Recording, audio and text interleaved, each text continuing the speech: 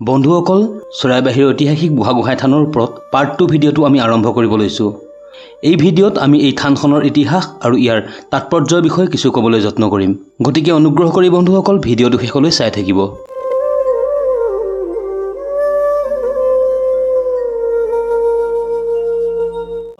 ঐতিহাসিক দৃষ্টিৰে চালে দেখা যায় যে চৰাইবাহী অঞ্চলৰ প্ৰথম উপাসনাৰ থলী আছিল এই বুঢ়াগোহাঁই থানখন। প্ৰথম অৱস্থাত এই থানখন আছিল শৈৱধৰ্মী আৰু তাত মহাদেৱৰ পূজা অৰ্চনা হৈছিল, কাৰণ প্ৰথম অৱস্থাত তাত শিৱলিংগহে প্ৰতিষ্ঠা কৰা আছিল আৰু বিভিন্ন দেৱ দেৱীৰ শিলৰ মূৰ্তি সংৰক্ষণ হৈ আছিল।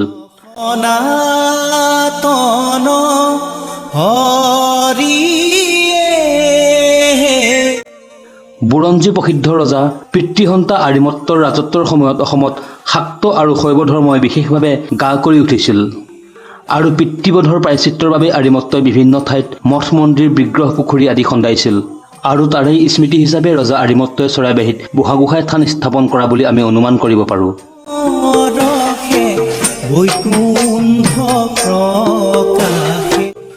চৰাইবাহী বুঢ়াগোহাঁই থানত প্ৰথম অৱস্থাত মহাদেৱৰ পূজা অৰ্চনা হৈছিল যদিও 1634 চনত চামগুৰিৰ মুকুন্দ দেৱগোস্বামী নামৰ এজন লোক আহি এই আদ্যশক্তিৰ ঠাইত ভাগৱতী ধৰ্ম প্ৰচাৰ কৰে আৰু তেতিয়াৰ পৰাই ইয়াত আজিলৈ ভাগৱতী ধৰ্মৰ আধাৰতে নাম কীৰ্তন চলি আহিছে।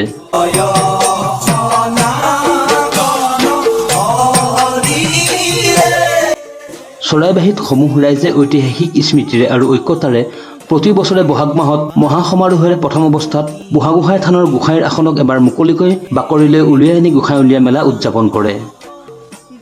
প্ৰাচীন পৰম্পৰা হিচাপে আজিও বেলগুৰিৰ ৰজাঘৰৰ পৃষ্ঠপোষকতাত আৰু তিৱাসকলৰ পূৰ্ণ সহযোগত এই মেলা মহাপৰিভেৰে উদযাপন কৰি বুৰঞ্জীৰ পোৱালী ৰজাবিলাকৰ স্মৃতি বহন কৰে।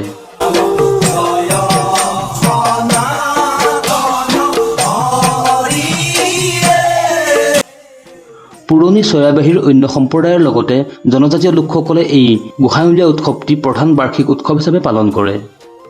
বন্ধুসকল, প্ৰথম অৱস্থাত বুঢ়াগোহাঁই থানৰ পৰাহে বিগ্ৰহ বা আসন উলিওৱা হৈছিল যদিও পিছলৈ ইয়াক আনুষংগিক হিচাপে বৰভগীয়া, মায়ঙীয়া আৰু নিজ চৰাইবাহীৰ বৰ্ণসত্ৰৰ পৰাও গোসাঁইৰ আসন আনি পৰিপূৰ্ণ নিয়মেৰে এই উৎসৱ পালন কৰি আহিছে।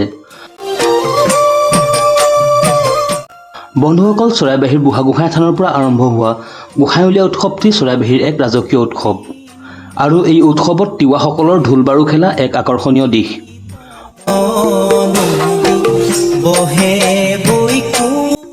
বন্ধুসকল, এটা জনবিশ্বাস আছে যে চৰাইবাহীৰ বুঢ়াগোহাঁই থানত শুদ্ধ অন্তৰে পূজা কৰিলে বা ইয়াত উপাসনা কৰিলে নিজৰ মনোকামনা পূৰ্ণ হয়।